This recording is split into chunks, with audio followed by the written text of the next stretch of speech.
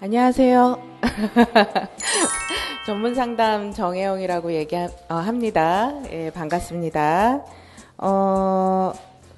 이제 우선은 오늘 각자 받으신 것처럼 그 합격 전략 가이드북을 가지고 이제 설명을 해드리게 될 것 같아요. 이제 우선은 저에 대해서 아시는 분도 계실 것 같고, 모르시는 분도 계실 것 같아서 간단하게 말씀을 드리자면, 이제 상담 필드에서 상담을 경험한 지는 한 9년 차 정도 됐습니다. 그래서 여러분들의 선배라고 보시면 될 것 같고요. 이제 상담복지센터에서 시작을 해서 이제 병원 근무도 했고, 그 다음에 사설 상담센터에서도 일을 했고, 다양한 이제 경험을 이제 하고 있는 중에 있습니다. 그리고 이제 이 강의를 시작한 지는 5년 차 정도 됐고요. 그래서 이제 선생님들, 선배들이 이제 현장에서 경험한 것들을 이제 종종 얘기를 해주셔요.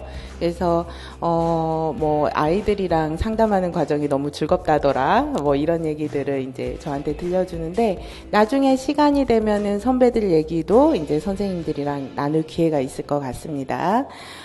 자, 그러면은 이제 임용고시 정보에 대해서 좀 아시는 분들도 계실 거고, 그죠? 그래서 전혀 모르시는 분들도 계실 것 같아서 전체적으로 간략하게 정보에 대해서 좀 알려드리고, 그다음에 우리가 공부하게 되는 과정이 어떤 것인지, 필승 합격 전략은 무엇이 될지, 이런 것들 같이 얘기를 해보도록 할게요. 우선은 이제 제가 처음 뵙는 선생님들한테 항상 하는 질문이 있습니다. 처음에.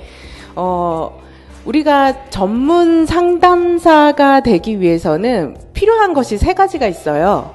선생님들 생각하기에 필요한 것 세 가지가 무엇이라고 생각하십니까? 정적? 그죠? 제가 말을 멈추면 정적. 질문을 받으면 정적이죠, 그죠? 아무 얘기나 막 하셔도 괜찮아요. 막 던지셔도 제가 잘 받을게요. 뭐가 중요할 것 같으세요?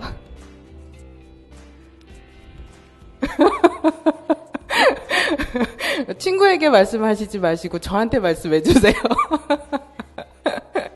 선생님들이 이 자리에 있으시는 이유거든요. 이제 우리가 가장 중요하게 여기는 게 교사가 되기 위한 자격증이 필요하시잖아요. 그죠? 그래서 모든 상담 전공을 하시는 분들에게는 자격증이 필요합니다. 그죠? 이게 첫 번째예요.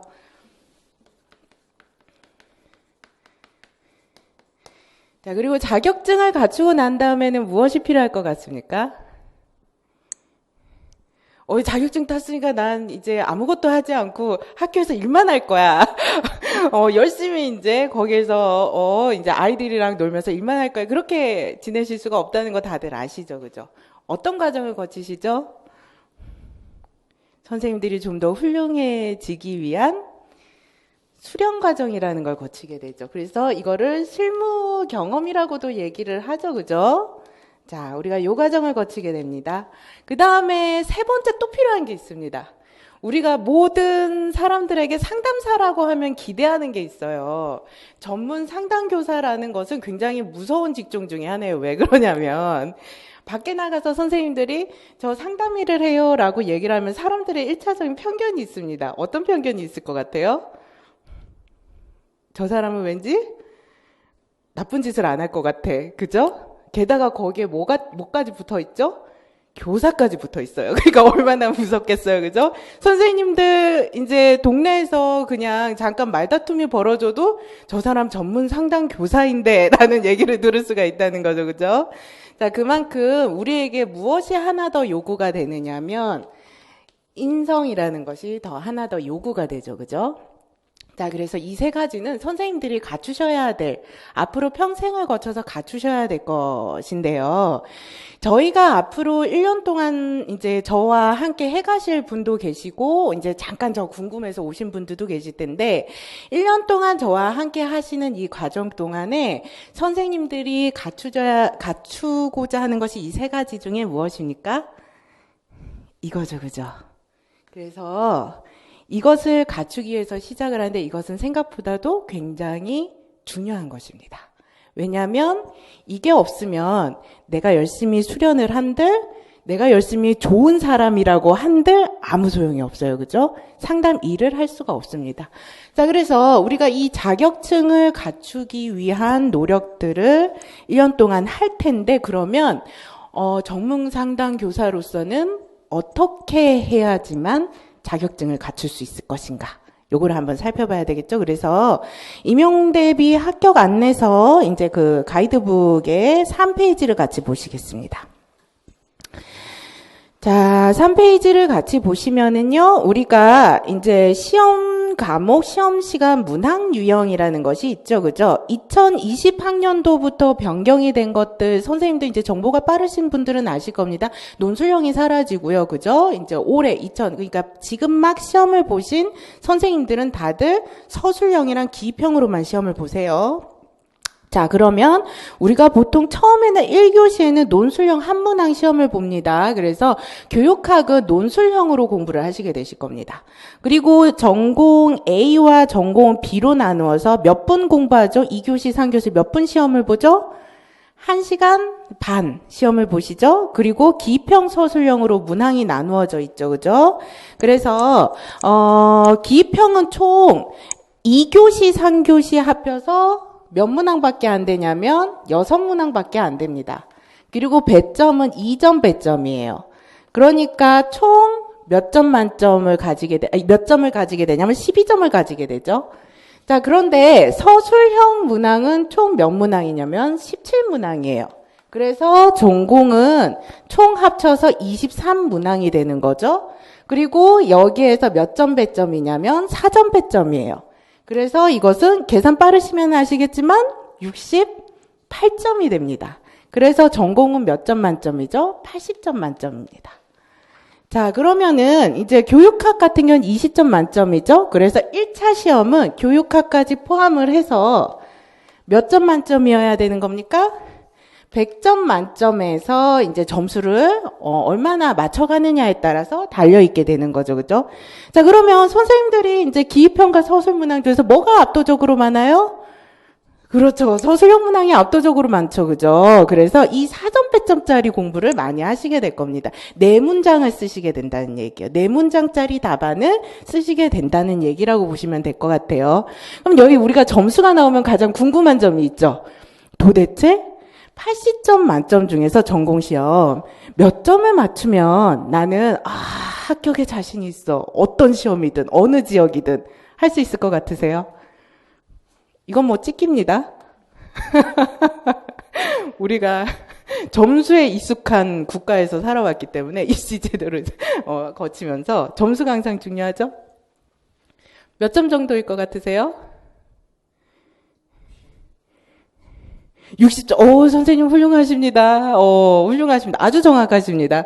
그래서 55점에서 60점 정도 받으시면은 교육학 점수를 포함시켜서 생각을 해보세요. 교육학을 13점에서 15점, 보통 15점 정도를 받으신다고 하면 교육학 포함하시면은 70점을 넘기시는 거예요. 그죠? 그러면 이건 굉장히 훌륭한 점수죠. 그래서 시험 문제가 쉽든 어렵든 어느 지역이든지 간에 전체 합산 70점 이상을 넘으시면 웬만해선 다 합격권이 되시는 거죠.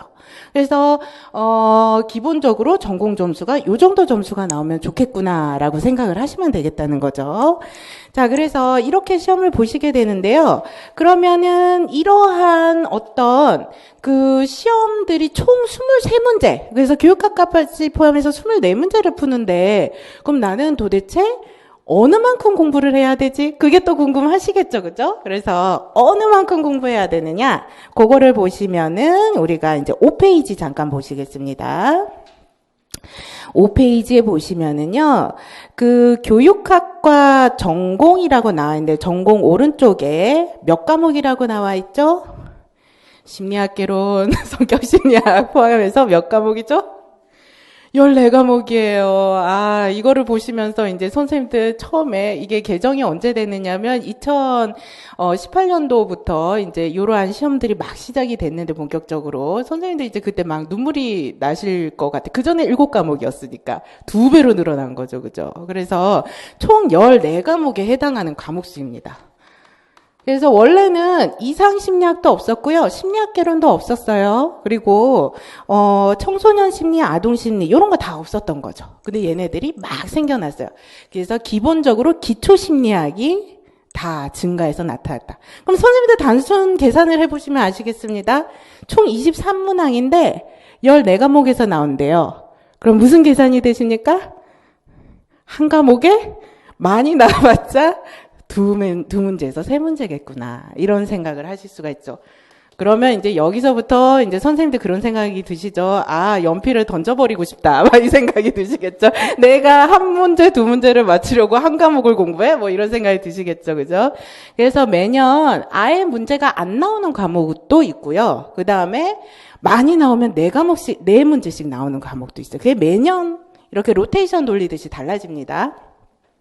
자, 그래서 이러한 특성 양상들이 나오는데, 그래서 범위가 우리가 굉장히 많다라고 보시면은, 구체적인 범위는 어디에 나와 있느냐면, 선생님들이 좀 자세히 확인해 보시는 게 좋겠다 싶어서, 우리가 7페이지, 여기 보시면 전문 상담교사 평가 영역 및 평가 내용 요소 총 14과목에 해당하는 평가 영역 내용 요소에 해당하는 구체적인 영역에 대한 것들을 쭉 자료로 제시해 드렸습니다.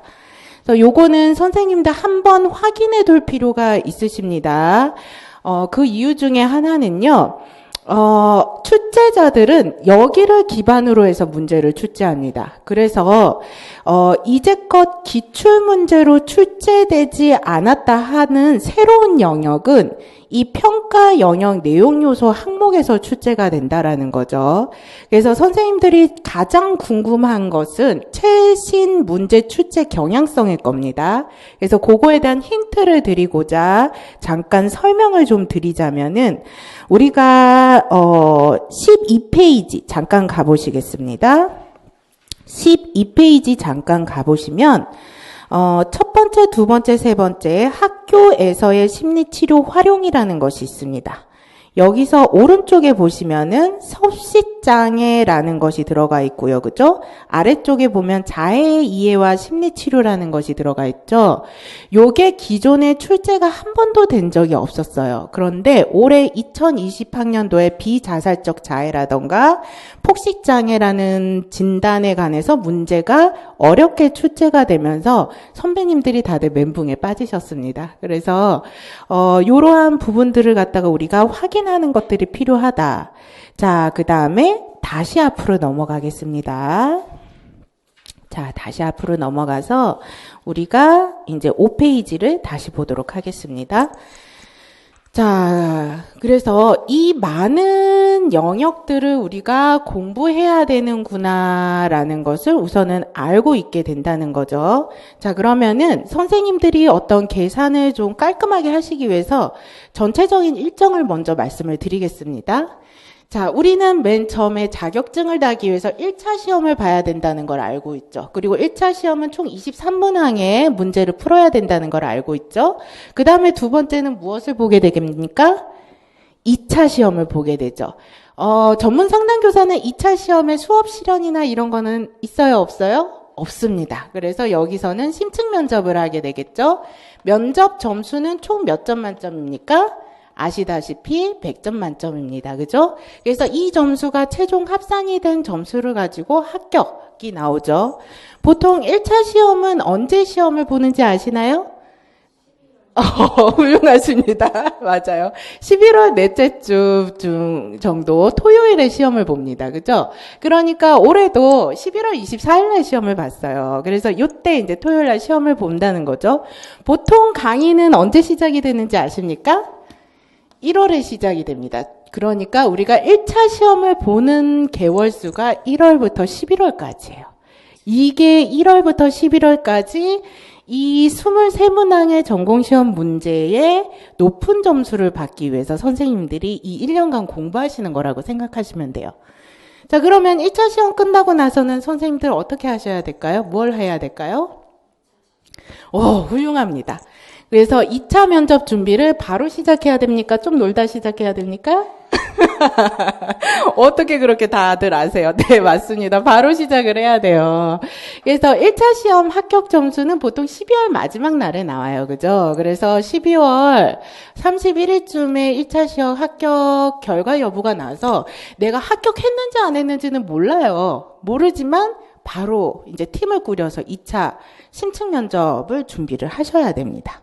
그리고 우리가 1월부터 중순부터는 어디에서 각 교육청별로 어떻게 이제 준비를 해야 되는지 시험장이나 이런 것들이 고시가 되고 최종 합격 결과는 2월 첫째 주 초반쯤에 이제 최종 합격 결과가 나오게 되겠죠. 그죠? 그래서 이러한 어떤 과정을 거치게 되실 텐데요. 최근 우선은 1차 시험에 대한 경향성을 먼저 말씀을 드리자면 우리가 2014년도부터 문제가 객관식에서 기입형 서술형으로 바뀌기 시작했고, 그 다음에 2020학년도부터 논술형이 사라지기 시작했고, 그 다음에 이제 21학년도를 선생님들이 보고 있죠, 그죠? 근데 문제가 2018년도, 2019년도, 2020학년도가 경향성이 다 달라요. 그래서 우리가 요것들을 가지고 이제 우리가 굉장히 어렵다 이런 생각이 드실 수가 있다는 거죠. 그래서 요것을 우리가 어떻게 대비할 것인가는 우리가 나중에 천천히 얘기를 해볼 건데, 경향성이 전문 상담은 이처럼 뭔가 계속 매년 바뀌는 경향이나 특성들이 있다. 요거를 우선은 염두에 두셔야 됩니다. 그래서 공부를 어떻게 하면 좋을까에 대한 고민들을 우리가 마지막 이제 강의 마무리하면서 같이 하게 되실 거예요. 자, 그리고 이 시험을 끝나고 나서 우리가 이제 2차 면접을 하게 될 때 최근에 작년부터의 경향성은 어떤 거냐면 이런 질문들이 나오기 시작합니다. 이제 자해를 하는 학생들이 있는데 그 학생을 어떻게 상담적으로 대처를 할 것인가. 들어오세요. 괜찮습니다. 들어오세요.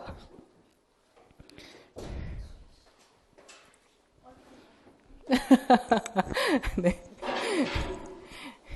네, 반갑습니다.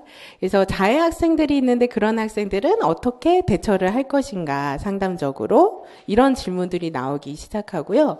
그 다음에 부모 상담 동기를 어떻게 동기화시킬 것인가 이런 질문들이 나오기 시작한다는 거죠.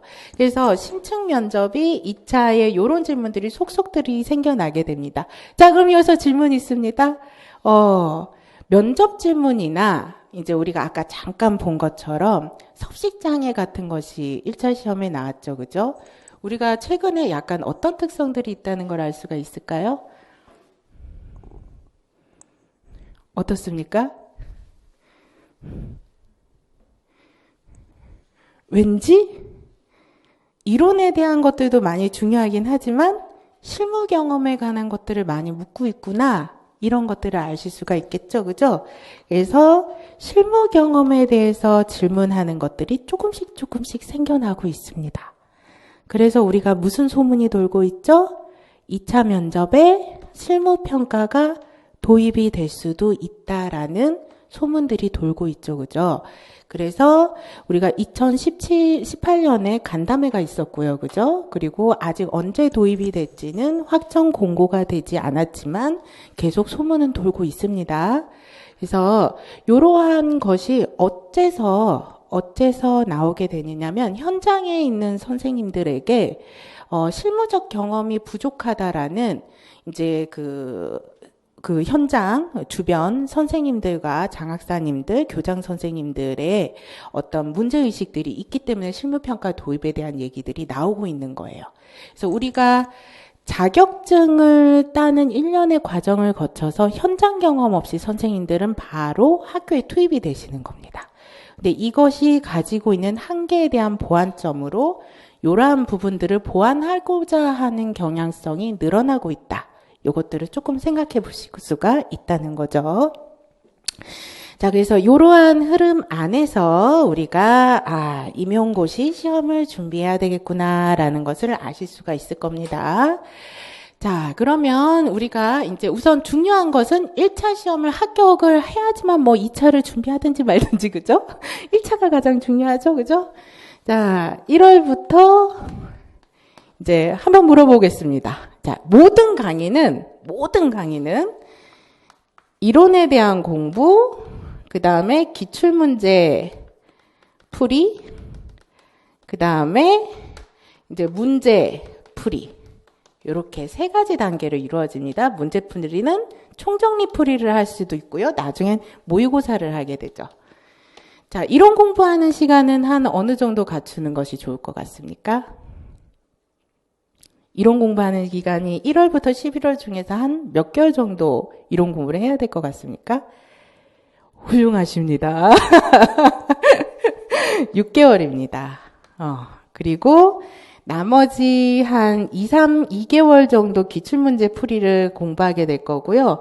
나머지 이제 3개월 정도에서 모의고사 총정리 풀이 이런 것들을 하게 될 겁니다. 자, 무엇이냐면 선생님들이 만약에 공부를 시작하시게 되면 제일 처음 하시게 될 것은 이론에 대한 공부라는 거죠. 그죠? 그만큼 중요합니다. 자, 그래서 이론 공부를 시작하시게 될 건데요. 네, 들어오세요. 네.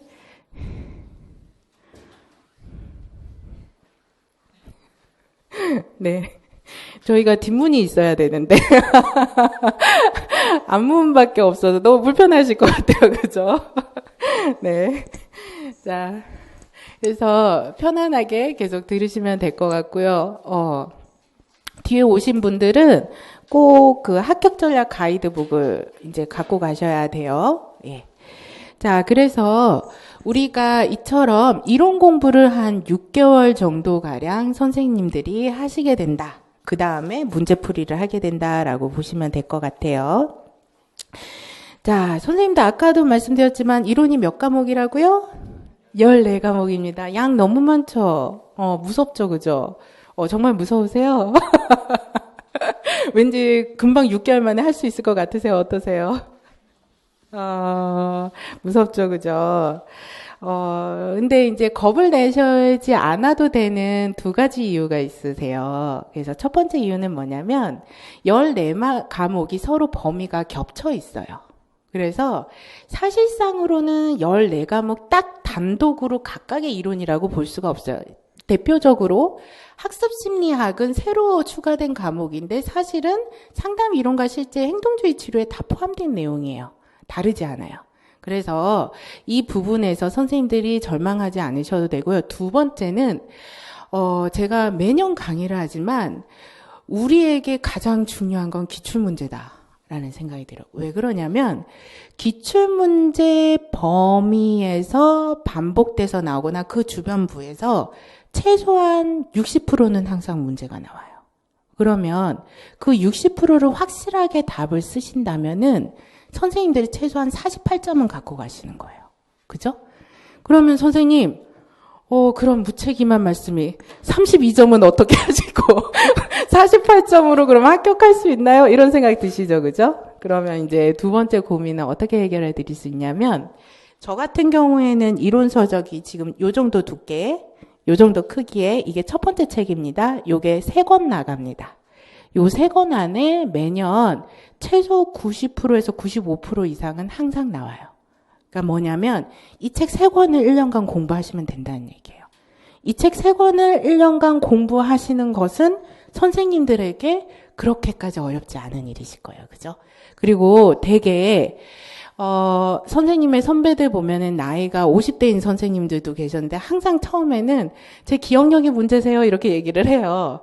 그러나 막판에는 다 모의고사 답을 쓰세요. 그래서 마지막 모의고사에 80점 만점에 50점 이상의 점수들을 항상 받고 모의고사 마무리를 하십니다. 1년 안에 충분히 할 만한 과정이라는 거죠. 걱정하지 않으셔도 돼요. 자, 범위에 대한 부분은 우리가 이렇게 좀 마음의 안심을 가질 수가 있습니다. 자, 그러면 우리가 그 다음에 볼 것은 뭐냐면 실제로 문제가 어떤 문제일까 이런 것도 좀 궁금하실 거고요. 그죠? 그리고 내가 아무리 열심히 공부하는데 다른 사람들도 다 열심히 공부할 텐데 경쟁률이나 합격 점수가 좀 어떻게 될까 이런 것도 궁금하실 거 아니에요. 그래서 그 자료를 잠깐 보겠습니다. 자, 우리가 합격 가이드북을 보시면은 몇 페이지로 가시면 좋으냐면 14페이지입니다. 자, 아주 따끈따끈한 2020학년도 튀어오른 경쟁률이 나와 있어요. 모든 지역별로 다 나와 있어요. 올해는 대단한 한 해였죠. 전체 TO가 몇 명이었습니까? 우리가 14페이지 제일 아래 총계를 보면 무려 624명입니다. 역대 최고죠, 그죠? 그럼 그 전년도는 인원수가 적었느냐? 전년도에는 몇 명이죠? 15페이지 맨 아래를 보면 일반만 봤을 때 533명입니다. 자, 그러면 그 전년도는 또 어떠냐? 16페이지를 보시면은, 총계를 봤을 때, 일반만 봤을 때는 567명입니다. 어마어마한 숫자죠, 그죠? 자, 그러면은 2021학년도에도 과연 이만큼 사람을 뽑을 것인가가 선생님들에게 가장 중요한 초미의 관심사죠, 그죠? 그런데, 매해 모든 강사들이 너무 놀래서 567명을 뽑은 2018학년도에 너무 놀래서 다음 해는 좀 적게 뽑지 않을까 이렇게 생각했는데 533명이었고요.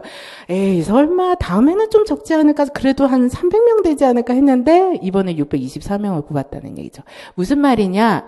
배치율이 지금 아직 초등학교에는 아직 완벽하게 배치율이 되지 않은 것들은 다들 아시죠? 그리고 이제 위 센터도 인원수를 늘릴 예정입니다. 자, 무슨 말이냐면 우리가 앞으로도 많이 뽑을 가능성이 높다. 2021학년도에. 그래서 그거를 기대하시고 준비하시면 되겠고요. 선생님들이 이제 관심 있는 지역은 서울이겠죠. 그죠? 서울에서는 보통 경쟁률이 어떻게 되나요? 네, 4.40입니다. 그죠? 일반 경쟁률은 4.40이에요. 그래서 우리가 그러면 전년도를 봐야 되죠. 아직 1차 합격 컷이 안 나왔으니까. 15페이지를 보시면은 서울의 경쟁률을 잠깐 보실까요? 2019학년도에는 얼마였죠? 5.30이었습니다. 1차 합격 컷은 얼마였죠? 예, 68점입니다. 점수 상당히 높죠. 근데 선생님들 요거를 너무 놀라시지 않으셔도 되는 게 잠깐 뒤로 넘어가 보겠습니다. 자, 16페이지에 서울의 이제 경쟁력, 2018학년도에는 경쟁률이 얼마였죠? 2.99요. 훅 떨어지죠. 그죠? 그리고 1차 합격 컷은 얼마입니까? 53.34 점수입니다. 훅 떨어지죠. 그죠? 자, 이런 것들을 보시면은 선생님들이 무엇을 알 수 있느냐면 어떤 강세 지역이라고 해서 항상 경쟁률이 높고 합격 컷이 높은 것은 아니다. 그리고 이제 마찬가지로 최저 합격 컷이나 경쟁률도 마찬가지입니다. 그래서 올해는 가장 낮은 지역이 충남이었지만 이제 전년도나 그전에는 이제 강원이었던 적도 있고 경북이었던 적도 있어요. 그러니까 이것은 선생님들한테 중요한 정보치가 될 거고요. 이 정보의 더 구체적인 자료는 저의 임용고시 카페에 들어가 있으니까 확인을 해보세요. 그래서 제 카페에 들어오시면은 다음 카페에 정혜영의 임용고시 전문 상담으로 들어가시면 각 지역별로 2014년도부터 2020학년도까지 경쟁률 합격 컷 다 들어가 있으니까 확인 가능하십니다. 자, 그래서 이런 것들을 보시면서 내가 이제 어느 정도 어떻게 대비를 해야 되는지 좀 아시게 되죠, 그죠? 자, 그 다음에 우리가 실제로 기출문제가 어떻게 생겼는지 좀 알아보셔야 되겠죠? 우리가 모든 것은 경험입니다, 선생님들. 경험을 해보는 것만큼 중요한 게 없습니다. 그래서 좀 실질적으로 느낌을 보시고 나서 잠깐 우리가 어떠한 느낌인지 확인해 보시는 게 필요하거든요. 자, 우리 18페이지 잠깐 보시겠습니다. 18페이지 잠깐 보시면 여기에 이제 그 2020학년도 따끈따끈한 전공 A 4번 문항이 있거든요.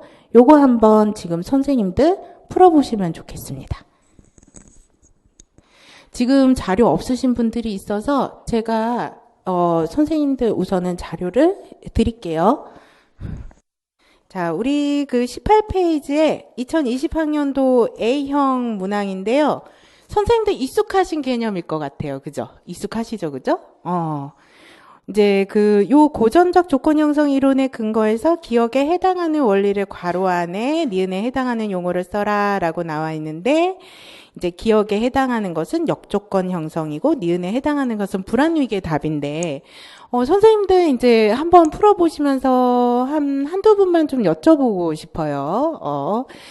느낌이 어떠셨는지. 저랑 눈이 마주치셨으니까. 저 오른쪽 끝에 계신 선생님. 느낌이 어떠셨나요?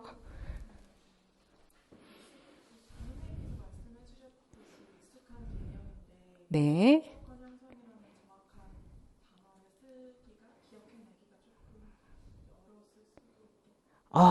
훌륭하십니다. 네, 그렇습니다. 맞습니다.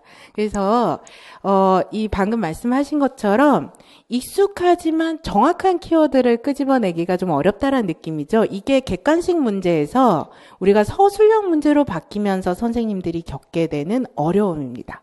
무슨 말이냐? 암기 전략이 달라야 된다는 거예요. 기존의 상담 과목 공부와는 다르게. 그러면 이러한 공부를 하기 위해서 암기 전략이라는 것은 선생님들, 요거는 이제 우리가 나중에 아주 여러 번 얘기를 하게 되겠지만, 이건 제 개인적인 신념입니다. 어떤 신념이 있느냐면, 제가 이제 삼수사수 하신 선생님들이 이제 뒤늦게 제 강의를 들으러 오시는 선생님들이 계세요. 그래서 그런 선생님들 같은 경우는 제가 꼭 처음 모의고사 때 모의고사 답안을 제가 직접 첨삭을 해드리게 돼요. 그리고 이제 상담을 하게 되는데 상담을 하면서 이제 그 선생님들 항상 공통적인 어려움들이 있는데 그 어려움은 뭐냐면 3년, 4년 동안 그냥 주입식 교육처럼 암기를 하셨다는 거예요. 그러니까 무조건 암기를 하셨다는 거죠. 그래서 글자를 암기하시는 거예요. 근데 이렇게 하는 것은 객관식 시험에서는 가능해요. 답안 쓰는 것이. 그런데 서술형 시험에서는 이렇게 암기를 하면 안 됩니다. 그러면 어떤 공부를 해야 되느냐? 무엇보다 가장 중요한 게 이해입니다. 그래서 내가 이 개념을 얼마나 잘 이해하고 구조화시켰는가가 가장 중요한데 그 공부를 해두지 않고 막판에 암기 위주로 시험을 보시게 되는 분들은 이상하게도 정확한 이해와 개념을 가지고 암기는 나중에 미뤄두셨던 분들에 비해서 나중에 점수를 많이 못 받으세요. 그래서 공부 기간은 오래 걸리되 공부 기간 대비 양에 대비 점수를 많이 못 받으신다는 거죠. 이것은 무엇을 얘기하냐면 선생님들이 처음 1개월부터 6개월 동안 그 이론 내용에 대해서 어떻게 공부하는 것이 중요하냐를 시사합니다. 무슨 말이냐면 책의 내용을 암기하는 것도 중요하지만 그보다도 제대로 이해를 하셔야 됩니다. 제대로 이해하시는 것이 무엇보다 중요하고 혹자의 어떤 선생님들의 경우에는 1개월부터 이론 강의 때는 그냥 강의만 따라오라고 하시는 경우도 있는데 아닙니다. 절대 안 됩니다. 책을 제대로 이해하시는 게 중요하다는 거예요. 내용 이해를. 그래서 그게 중요하다라고 이제 보시면 될 거고요. 한 분 더 여쭤보겠습니다. 자, 문제 좀 어떤 인상이셨는지, 어떤 느낌이셨는지. 눈을 마주치는 순간 고개를 숙이시고 계시는군요. 네. 제가 이렇게 많이 물어봅니다, 강의에서. 혼자 공부하는 걸 싫어해서. 네. 자, 그러면은 지금 파란 니트를 입으신 선생님, 어떤 인상이셨는지 말씀해 주시겠습니까? 네.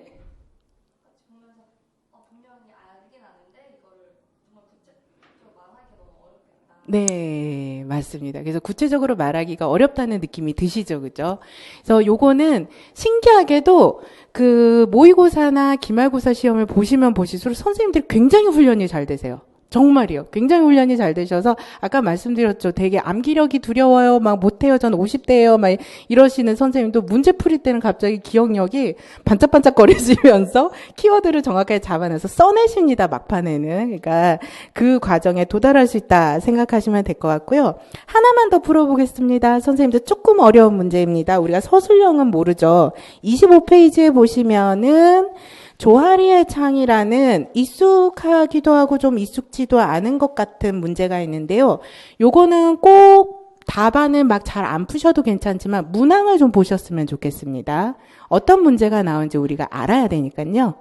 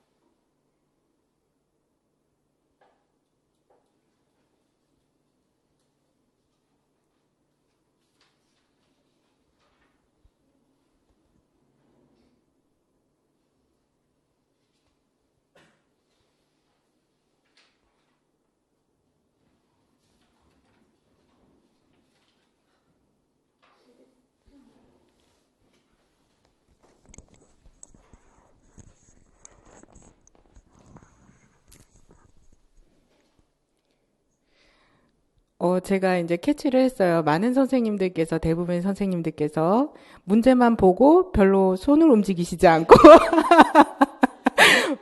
애초부터 풀고자 하는 의지를 포기하신 채 답안지를 보고 계시다는 걸 제가 발견했어요.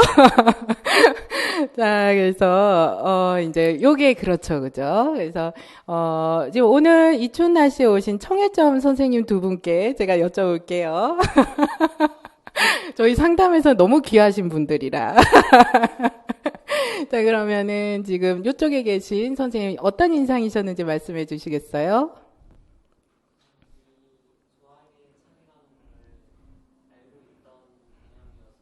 어,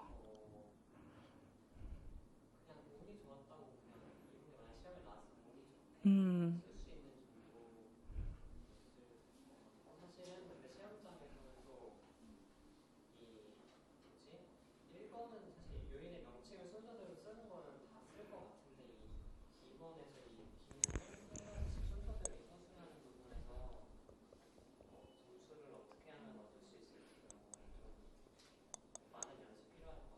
아, 네. 훌륭한 대답이십니다. 예, 맞습니다.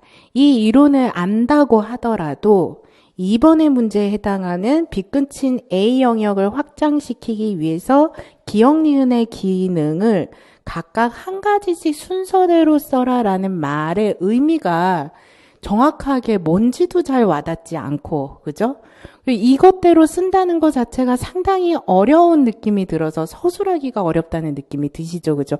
맞습니다, 선생님들. 이것이 이제 우리가 난이도 확인을 한 건데요. 다시 말해서 알고 있는 개념 안에서도 쉽게 쓸 수 있는 문제가 있고 알고 있는데도 쓰기가 어려운 문제가 있다는 거죠. 지금처럼. 이것은 유형의 난이도입니다. 범위의 난이도가 아니라 유형의 난이도가 이렇게 나타난다. 기출 영역에서 60% 정도 나와도 같은 안에서 답을 쓰기 어렵게끔 문제가 나올 수 있구나라고 아시면 된다는 거죠. 그죠? 그래서 우리가 뭐든 경험이 중요합니다. 풀어봐야지 느낌이 오시죠? 자, 그러면은 한 분 더 여쭤보겠습니다, 선생님. 이제 요 문제 푸시면서 어떤 느낌이셨습니까?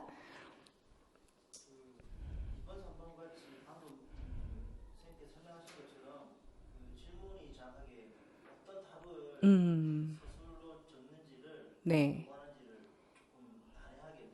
그렇죠, 그죠? 이번에 어떤 걸 묻는지가 난해하죠. 무슨 말이냐면, 임용고시의 문제에서, 이제 매년 한 문제에서 두 문제, 혹은 올해는 좀 많았어요. 올해는 좀 많았어요. 특징 중에 하나가, 기존의 출제 유형이 그대로 계속 반복이 되면 우리가 그 유형에 맞춰서 뭘 묻는지 알 수 있을 텐데, 이처럼 유형이 변형이 돼서 내가 뭘 묻는지 정확하게 알 수 없거나 아니면은 내용 자체가 조금 더 난이도 높게 이렇게 요구하는 방식이 있어서 당황하게 하는 문제들이 나온다는 겁니다. 자, 그래서 그러면 선생님 어떻게 하죠? 라고 생각이 드시죠? 괜찮습니다. 우선 우리가 이제 뭐냐면 저 같은 경우에는 이 불안 위계 문제도 나올 거라고 예상을 해서 모의고사랑 이제 기말고사에서 여러 번 달았고요. 조아리의 창도 이거 문제를 이제 재학생들은 틀리면은 혼나야 되는 똑같은 문제를 한 4번 정도 풀었어요. 그래서 기말고사 때도 풀었고 총정리 때도 풀었고 그다음에 모의고사 때도 풀었어요. 그러니까 무슨 말씀이냐면 이게 예상 가능한 측면이 있다는 거죠. 그래서 기출문제가 중요합니다. 그래서 조아리 창이 한 번 문제로 나왔고 최근 경향으로 봤었을 때 문제 출제가 될 가능성이 높고 그러면 이 문제가 기출이 됐기 때문에 난이도를 좀 높게 해서 문제를 풀어보는 연습을 하시게 된다는 거예요. 그래서 우리가 이런 대비들을 공부를 해가시면서 하시게 됩니다. 그래서 항상 기출문제는 뭐다? 나침반이다. 망망대해 나침반이다. 그래서 우리가 아까도 말씀드렸다시피 이 책, 3권은 굉장히 생각보다 방대하다고 느껴지실 수도 있어요. 작다면 작을 수도 있지만 이 책 안에서 뭐가 중요하고 뭐가 덜 중요한지 영역적 측면에서 범위의 측면에서 그리고 어떤 걸 더 난이도 높여서 공부해야 되는지를 뭘 가지고 할 수 있다? 이 3권의 책 안에서 기출문제를 통해서 할 수 있다. 그래서 기출문제 연도 표시가 책 안에 다 되어 있고요. 기출문제 유형 표시가 책 안에 다 있습니다. 그럼 난이도 측면, 영역적 측면을 이 책을 통해서 확인을 하실 수가 있다는 거죠. 그리고 그거에 대해서 좀 더 구체적으로 나눈 것이 요약 노트입니다. 그래서 여기 안에 기출문제까지 다 수록되어 있어요. 2014년도부터 2020학년도까지. 그러니까 여기에서 해당 난이도를 직접 지금처럼 풀어보시면서 해당 영역에 대한 것들을 이론 공부를 하고 해당 영역에 대한 기출문제를 풀어보고 난이도 체감을 하고 어떻게 공부를 하는지 전략을 잡아가면서 중요한가 중요하지 않은 것, 내가 반드시 해야 될 것, 조금 덜 중요하게 봐야 될 것, 이 윤곽과 뼈대를 잡아가면서 이론 강의 6개월을 들으시는 거예요. 그리고 최종적으로 어떻게 정리합니까? 기출문제 풀이 강의로 2005년도부터 2020학년도까지 쭉 문제들을 풀어보는 거죠. 각 과목별로 정리를 하시면서. 그러면 뭘 아시게 되겠어요? 나침반이 생기시는 거예요. 그죠?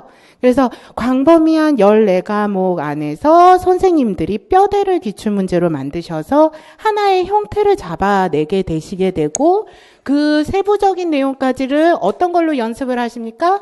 문제총 정리로 연습을 하신다는 거죠. 요약 정리를 하면서. 그래서 이렇게 1년을 공부한다라고 보시면 되겠습니다.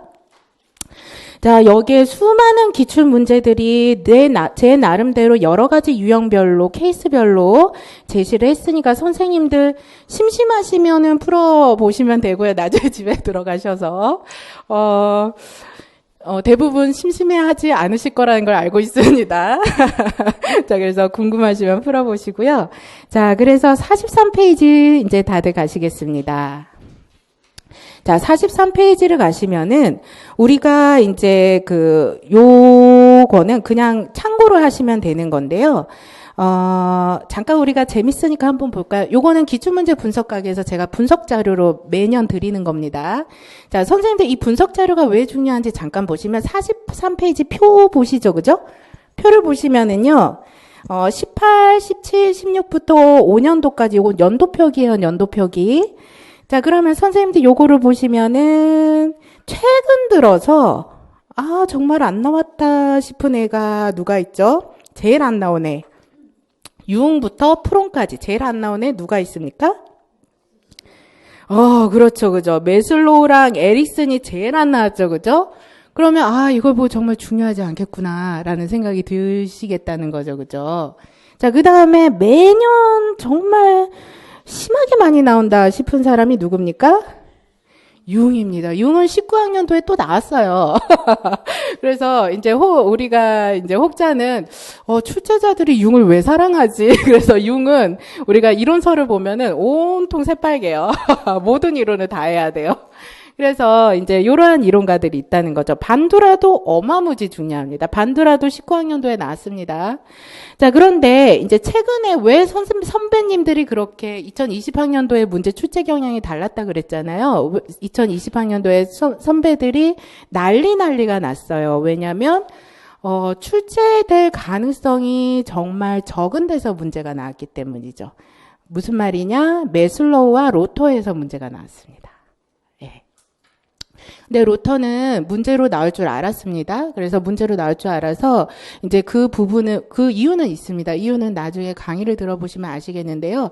로터는 문제를 출제될 수밖에 없는 특징이 있어요. 그래서 이제 책 언제고 나올 거라고 말씀을 드렸는데 올해 나왔고요. 메슬로우는 가능성이 있다고 해도 이제 욕구 위계는 나오지 않을 거라고 그랬는데 이번에 문제가 나온 건 욕구 위계가 나온 게 아니라 이제 욕구 위계의 차이점 서술하라라는 난이도가 한층 높아져서 문제가 나왔죠. 그죠?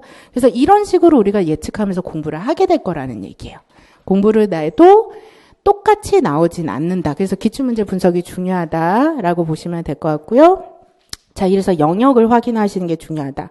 그래서 우리가 난이도 높이는 방법은 단순하게 두 가지입니다. 영역을 더 넓히는지 아니면 문제 유형을 아까처럼 조아리의 창처럼 유형을 높이든지 이런 거죠. 그죠? 자, 그래서 이제 44페이지에 잠깐 보시겠습니다. 44페이지에 보시면은요, 이거는 품행장애 문제입니다. 품행장애 문제는 2010년, 2012년, 2017학년도, 2018학년도 이렇게 반복 출제가 됐거든요. 특수화 상담에서 가장 많이 출제가 되는 진단에 해당하는데 이거는 선생님들이 문제를 쭉 보시면 아시겠지만 매년 난이도가 말할 수 없이 높아졌어요. 네, 그래서 우리가 이런 식으로 공부를 해야 된다. 라는 것을 아실 수 있다는 거죠. 어떻게 난이도가 높아졌느냐? 2017학년도까지는 계속 그 해당 품행장의 특성이나 진단 기준만 암기하면 풀 수 있는 문제가 나왔지만 2018학년도에는 ADHD랑 반사회적 성격장애랑 비교하는 문제가 출제가 됐습니다. 그래서 이런 것들이구나라고 이해하시면서 방향성을 잡아가시는 겁니다. 자, 그러면 선생님 얘기를 들어보니 점점 더 공부를 하는 게 무서워져요. 라는 생각이 드시죠? 그죠? 그렇습니까? 어떻습니까? 무서워지십니까? 네, 그러실 수 있어요. 근데 제 경험으로는, 이제, 2019학년도에 합격한 선배들도 그렇고, 2018학년도, 이제 올해 막 시험을 본 선생님들도 그렇고요.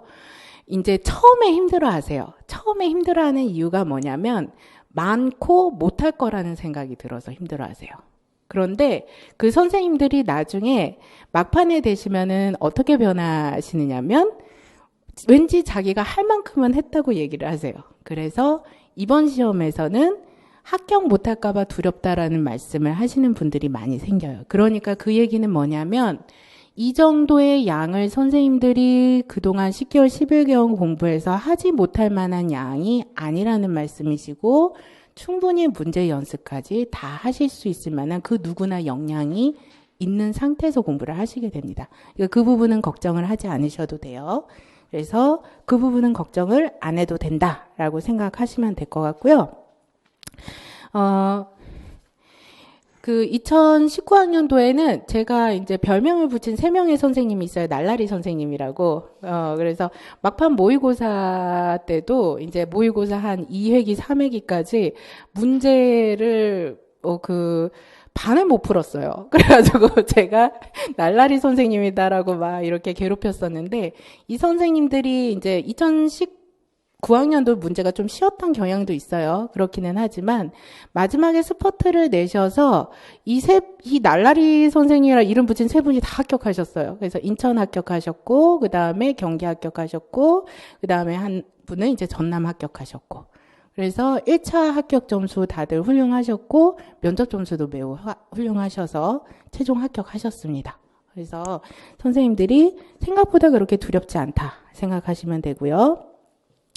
자, 48페이지 보시면은 이런 것들은 참고사항입니다. 2015학년도부터 2020학년도 출제 영역이 중요하기 때문에 쭉 이론들을 정리해 놓은 자료고요. 이 가이드북은 가지고 계시다가 이제 한 번씩 심심할 때마다 확인하시면 도움이 되세요. 자, 그리고 59페이지를 잠깐 보시면은요. 59페이지가 아니고요. 잠깐만요.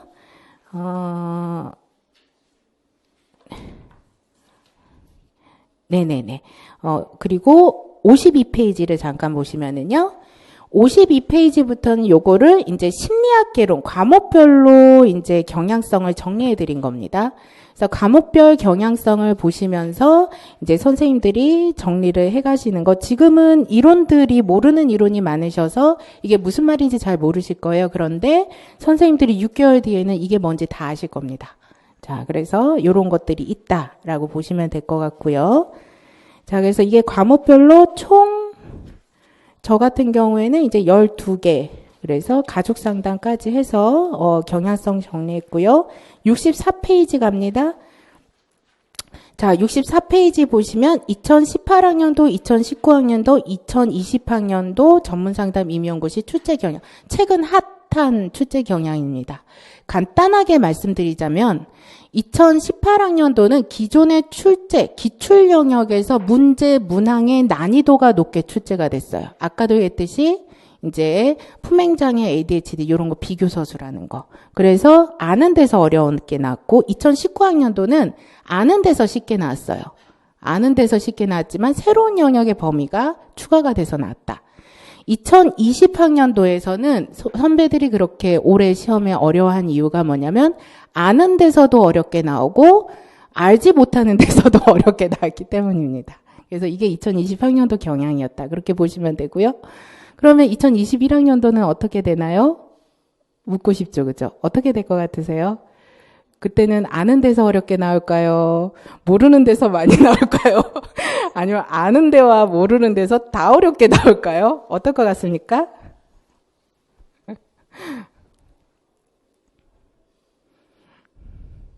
희망사항은요? 2021학년도는 올해처럼 나올 수는 없을 겁니다. 네, 그래서 좀 안심하시면 될 거고요. 이거는 이제 전체적인 출제 흐름도 그렇고요. 그 다음에 이번에 문제가 이제 그 답을 확정할 수 없는 문제들이 있어요. 그래서 이거는 지나치게 문제를 꼬아서 낸 경향이 많다라고 보시면 될 것 같고, 이런 식으로 출제를 하게 되면 꽈락자가 많아지게 되고, 그러면은 이게 이제 전체 임용고시 진행 과정에서도 문제가 생길 수 있는 여지가 있기 때문에 이렇게까지 문제가 어렵게 논란의 여지가 많게 출제될 가능성은 내년에는 덜할 것이다 라고 생각하시고 공부를 하시면 됩니다. 자, 그러면 이제 여기까지 전체적인 안내를 해드렸습니다. 자, 그래서 전체적인 안내를 해드려서 선생님들한테 중요한 정보들은 다 알려드렸고요. 자, 그러면 우리는 이제 어떻게 공부해야 될까? 어떻게 공부하면 합격할 수 있을까? 이게 중요하죠, 그죠? 선생님들은 이제 한 두 분만 또 여쭤보겠습니다. 1년 동안 공부를 잘 해내고 합격권에 가까워지기 위해서, 아까 우리가 합격권에 가까워지려면 전공 점수가 한 몇 점 정도 되면 된다 그랬죠? 55점에서 60점 정도면 되는데, 이만한 점수를 받기 위해서 무엇을 가장 중요하게 여기면서 공부를 하면 좋을까?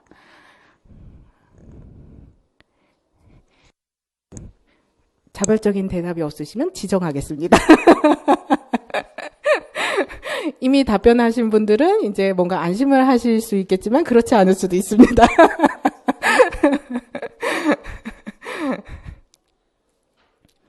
자, 여기 세 번째 자리에 앉으신 단발머리 선생님께서 좀 말씀을 해주시겠어요? 네. 어떻게 생각하십니까? 공부해 가시는데 어떤 게 가장 중요할 것 같습니까?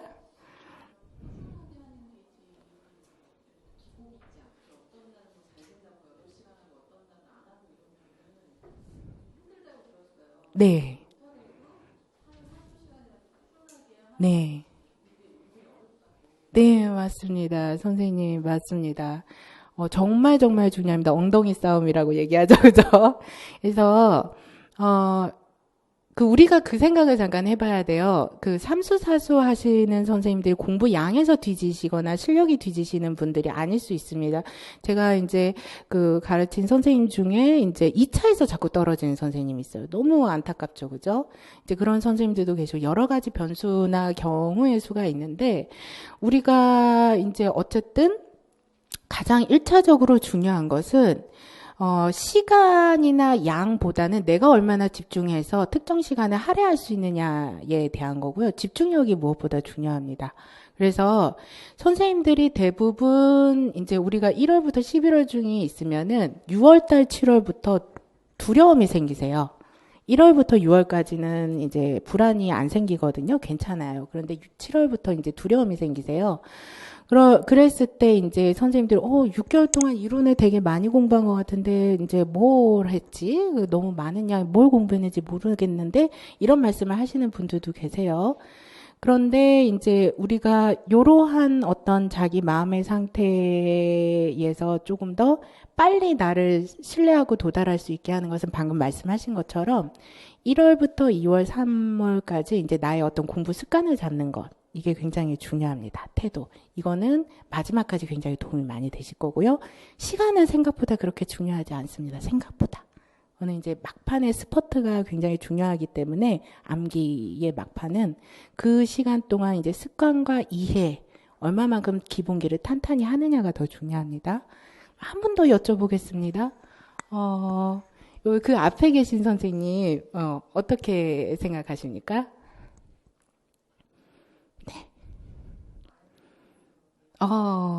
네, 맞습니다. 생각보다 되게 많이 중요합니다. 그래서 그 막판에 집중력이 훅 떨어지는 선생님들의 공통점은 불안 수치가 너무 높아서 잠을 못 자시는 분들이 계시거나 아니면은 불안해서 문제가 아는 문제들 틀리는 분들이 계시거든요. 그래서 마인드 컨트롤이 굉장히 중요하고요. 너무 중요한 얘기 두 가지 다 해주셨습니다. 그죠? 그래서 공부 태도 습관 잡는 거랑 마인드 컨트롤 끝까지 유지하는 것. 이게 중요하고요. 그다음에 우리가 이제 전체적으로 공부를 어떻게 해가느냐는 사실은 강의만 쭉 따라오시면은 사실은 대부분의 것들이 다 갖춰지십니다. 그죠? 갖춰지시고 여기서 얼마나 더 잘하고 덜 할까는 거기에 달려 있습니다. 자기화를 얼마나 잘하느냐. 그래서 우리가 이 내용을 얼마나 이해하고 숙지하고 디테일하고 깊이 있게 구조화시켜서 체계적으로 공부해 놓느냐. 이게 가장 중요하고요. 그리고 이것들을 가지고 아까도 했듯이 기출문제 분석을 하시면서 전체적인 방향성을 잡고 사례 적용을 해가시면서 문제 암기 적용을 해가시는 겁니다. 그죠? 그리고 그 외에 쓰기라던가 아니면 작은 문제들은 다 해결이 되십니다. 스터디 굉장히 중요하고요. 윈윈 전략으로 가셔야 됩니다. 그래서 함께 있는 동료가 무엇보다 중요하시고, 저 같은 경우에는 이제 그 당일 강의를 하면 그날 강의 끝나고 그냥 모든 수강생들 중에서 원하시는 선생님들은 같이 그날 중요한 부분들을 이제 판서를 한 다음에 그 질의응답 그거를 암기하게끔 시켜요. 그리고 정리하는 시간을 갖습니다. 그날 공부한 거를 그날 정리한 거는 무엇보다 중요하고요. 우리가 나중에 심리학개론에 다 배우시죠. 그죠? 파지율이라는 게 있죠. 우리가 이제 당일 공부한 것은 하루가 지나면 어떻게 되죠? 몇 프로 날아갑니까? 거의 90% 날아가요.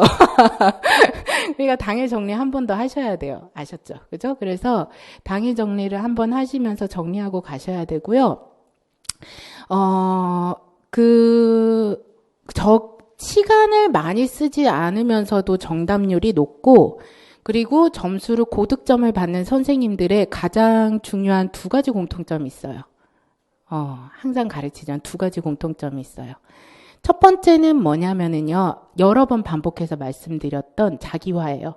이건 뭐냐면, 자기가 이해하는 방식으로 개념을 정리해야 된다는 거예요. 이거를 본인이 정리 노트를 쓰셔도 좋고요. 저 같은 경우는 서브 노트를 줘서 백지 노트를 써서 거기 정리하게끔도 합니다. 혹은 지금 이제 드린 이 요약 노트를 이제 작년, 재작년 선배들은 굉장히 활용을 잘 하시는데, 이 요약 노트가 구조화가 되어 있기 때문에 여기에 본인이 생각하는 내용들을 추가적으로 정리하면서 이걸 가지고 되게 얇죠, 그죠? 요거 3권인 거예요. 결국 마지막에 가져가시는 거. 요 3권을 정리해서 자기화를 시키는 겁니다. 이 내용의 단어들, 이해 안 되는 것이 펼쳐보면 다 이해가 될 만큼 그렇게 해서 정리해 놓는 과정을 하게 되는 거죠. 이게 무엇보다도 중요합니다. 그리고 두 번째는 뭐냐면 희한하게도 공통적인 특징이 질문을 많이 하는 선생님들입니다. 그래서 저 같은 경우에는 다른 거는 모르겠지만 카페에 들어와서 질문을 하시는 선생님들한테는 제가 꼭 직접 답변을 드려요. 전공 질문에 대해서는. 그러니까 본인이 고민하고 생각하고 뭔가 이것들을 좀 더 이해하고자 하는 노력, 의문이 나는 것들에 대해서 질문을 많이 하시는 선생님들은 그 내용을 잊지 않습니다. 질문한 내용들을 잊지 않아요. 그래서 암기라는 것은 그 다음에 이루어져야 되는 거지, 무조건 단어를 하게 되면 어떤 식으로 문제가 되냐면 시험 때는 불안이 뜨기 때문에 암기했던 것들이 기억이 안 납니다. 그죠? 암기만 하게 되면 그렇게 됩니다. 이해를 하게 되면 시간을 조금만 들이면 기억이 나요. 그죠? 그리고 암기만 하게 되면 본인이 모의고사에서 풀었던 아주 똑같은 문제가 시험에 나올 경우에는 답안을 쓸 수 있지만 조금만 변형돼도 답안을 못 써요. 그렇죠. 그죠? 그렇기 때문에 무엇보다 중요하다. 그래서 이제 내용들을 잘 이해하는 것이 무엇보다 중요하다라고 보시면 될 것 같아요. 그리고 마인드 컨트롤, 그리고 공부 습관 잡기. 요 3가지면 됩니다. 자, 우리 요 뒷부분에 보면은 제가 뭐 공부에 대해서 중요한 것들 잠깐 쓴 것도 있고요. 그리고 선생님들, 이제 선배들 합격 수기, 저 같은 경우에는 수기를 써달라고 따로 부탁을 하진 않는데, 이제 선생님들이 이제 끝나고 나서 자발적으로 쓰신 내용들입니다. 그래서 73페이지부터 선배들의 합격 소감들, 이런 것도 이제 읽어보시면서 일부 발췌한 내용이니까 참고하시면 되고요. 2차 면접, 작년도에 만점자가 저희 반에서 이제 경기도랑 인천 두 분이 나오셨는데, 그 여기에 인천 만점자 선생님이 쓰신 수기가 있습니다. 그런 것들도 나중에 이제 확인하셔서 보시면 좋겠고요. 그 다음에 79페이지에 연간 강의 일정 이렇게 쭉 나와 있거든요. 그래서 요것들 확인하시면서 강의 일정 과정들 보시면 되겠고요. 요 합격 전략 가이드북에는 안 나와 있는데, 저 정혜영의 전문 상담 교사 카페에 들어오시면은 이거 외에 이제 합격 전략 공부 방법에 대해서 선생님들이 이제 뭐 그런 질문들을 많이 하시거든요. 교육학을 1, 2월에 얼마만큼 공부 비중을 잡고 뭐 전공 공부는 얼마 비중을 잡아야 되느냐, 이런 질문들에 대한 디테일한 답변들이 정리되어 있는 내용들이 다 있습니다. 그래서 공부 시간이나 공부 구도를 어떻게 잡을지, 불안을 어떻게 줄일지, 스터디를 어떻게 활용할지, 2차 면접을 어떻게 준비할지, 그런 내용들이 카페에 다 공개돼서 정보가 나오니까 선생님들 필요하실 때는 확인하시면 되고요. 그래서 이제 이러한 과정들을 있다라고 이제 보시면 되겠습니다. 이제 제가 마무리할 때 꼭 선생님들한테 들려주는 얘기가 있는데요. 제가 이제 아주 오래전에 첫 상담한 친구입니다. 그래서 첫 상담한 친구였고, 그때 뭐 저도 초보였으니까요. 그죠? 그런데 이제 이 친구가 그 등교급으로 온 친구예요. 등교급으로 온 친구였고, 등교급의 이유는 학교에서 왕따를 당하고 있었기 때문에 이제 친구가 없어서 등교급을 하던 친구였는데요. 이 친구를 상담을 한 1, 2회기 정도 하던 중에 부모 상담을 했었어요. 그런데 부모 상담을 하기 전에 이 친구의 KFD, 가족 그림을 이제 그렸었는데, 동적 가족화를 그렸었는데, 거기에서 이 친구가 이제 엄마 아빠랑 자기 형제들은 다 그리는데 마지막에 자기를 그릴 때 못 그리는 거예요. 자기만은. 그래서 너를 왜 못 그리니? 라고 물어봤더니 어디에 그려야 될지 모르겠어요. 라고 이 친구가 얘기를 하더라고요. 그래서 제가 그 가족화 그림을 가지고 부모 상담을 했어요. 그래서 부모님한테 아이가 이렇게 말하더랍니다. 혹시 관련된 뭔가 일이, 사건이 있을까요? 라고 여쭤봤더니 부모님이 이제 좀 오래전 일을 기억을 하시면서 얘가 이제 지금보다 한 1, 2년 전쯤에 이제 좀 노는 애들이랑 어울렸는데 그 애들한테 담배를 가지고 있게끔 요구받아서 가방에 가지고 있다가 담임 선생님한테 걸려서 이제 혼나게 되는 상황이었는데, 이때가 이제 이 가족들이 어디로 이제 놀러를 갔다가 돌아오는 길이었는데 그 담임 선생님의 전화를 그 당시에 부모님이 받은 거죠.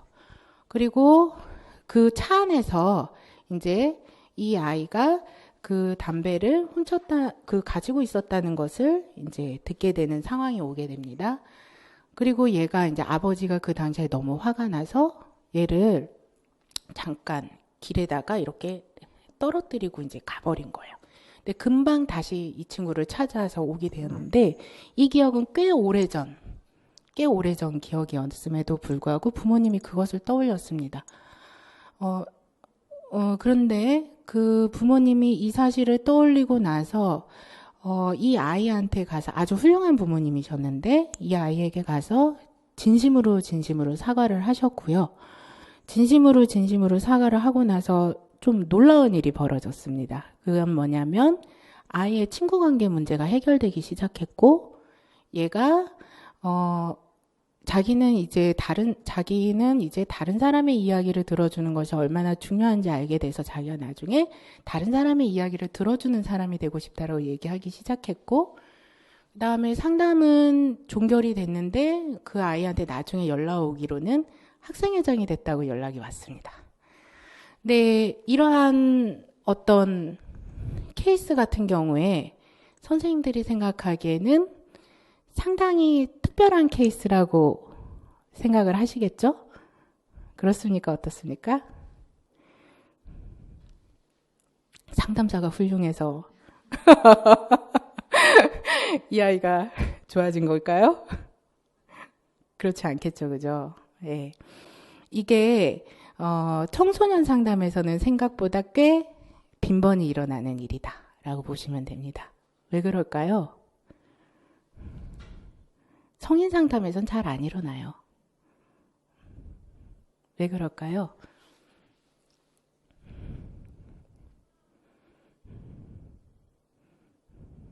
너무 중요한 부분인데 발달적 상담이라서 그래요. 무슨 말이냐면 아이들은 완성된 상태가 아니라 성장 중에 있기 때문에 그래요. 그래서 선생님들이 하는 일이 무엇보다도 중요합니다. 그래서 저는 전문 상담 교사 선생님들을 매우 존경하고 있습니다. 그 이유 중에 하나는 병원 세팅에서 상담을 하거나 청소년 복지센터에서 이제 상담을 하든 간에 학교에서 1차적으로 스크리닝이 된 다음에 오게 되는 케이스들이에요. 그런데 선생님들은 어떤 케이스인지 어떤 아이인지 모른 채로 수많은 아이들을 선생님들이 다 1차적으로 만나야 되는 위치에 계세요. 그죠? 그러면 그 누구보다도 많이 알아야 되고 그 누구보다도 모든 경우의 수를 경험할 수밖에 없는 전문적인 위치에 있으시다는 거죠. 그죠? 그리고 이것들을 선생님들이 무엇보다 중요한 이유는 뭐냐면 가장 힘든 바로 그 지점의 순간에 도움이 필요한 그 아이들에게 바로 가장 직접적인 도움을 줄 수 있는 입장에 있으신 분들이라는 거죠. 그래서 방금 그 사례의 경우에서처럼 아이들은 아주 중요한 순간에 아주 조그만한 지렛대 역할, 그러니까 들어주기만 하는 것이 얼마나 중요한 건지 알았어요라고 얘기하잖아요. 그것만으로도 아이들이 절망으로 좌절로 이렇게 나쁜 쪽으로 가다가 갑자기 급선회를 해서 성장의 방향으로 틀어버린다는 거죠. 이게 발달적 상담이에요. 근데 선생님들이 그 작은 지렛대 역할을 해주는 거죠. 얼마나 중요하고 가치 있는 일이겠습니까? 그죠? 얼마나? 그래서 선생님들이 앞으로 하시게 될 일의 가치와 의미를 생각하시면서 이 공부를 하셨으면 좋겠습니다. 1년이 힘들 수 있고 1년 이상으로 넘어갈 수 있습니다. 아까 말씀드렸죠? 그 선배들 중에 이제 2차에서 몇 번 떨어진 실력이 전혀 부족한 선배가 아니에요. 근데 그 선배는 지금 전문 상담사로 학교에서 일을 하고 있는 중이에요. 근데 그 선생님한테 물어볼 수 있죠. 너 그냥 임용고시 포기해도 괜찮지 않냐? 근데 그 선생님은 이제 10년 시험 치면 언젠가 합격하지 않겠어요? 이렇게 얘기를 해요. 근데 이 선생님이 그냥 그렇게 긍정적인 선생님이라서 그렇게 얘기하는 게 아니라 당시에 이제 떨어질 때 몸무게가 6kg, 7kg 빠질 정도로 힘들어 했었어요. 그런데 그렇게 얘기를 하는 거죠. 근데 이 선생님만 그렇게 얘기하는 게 아니라 다른 선배들도 다 그렇게 얘기해요. 상담을 학교에서 경험해본 선생님들한테는 공통적으로 하는 말이 있어요. 이 일을 하지 않을 수가 없대요. 그래서 선생님들이 나중에 해가시는 애들이 그만큼 아름답고 좋은 일이라고 생각을 하시고 이 공부 과정이 힘겹더라 하더라도 이제 자기를 이제 매번 일으켜 세우면서 동료들이랑 즐겁고 의미 있게 해가시기를 바라겠습니다. 그래서 필요하신 부분들이 있으면 언제든지 질문하시면 되고요. 카페 와서 질문하셔도 되고 이제 상담 요청 같은 거를 하셔도 괜찮습니다. 그래서 여기까지 하고 마무리하고요. 끝나고 나서 이제 잠깐 질의응답 시간 갖겠습니다.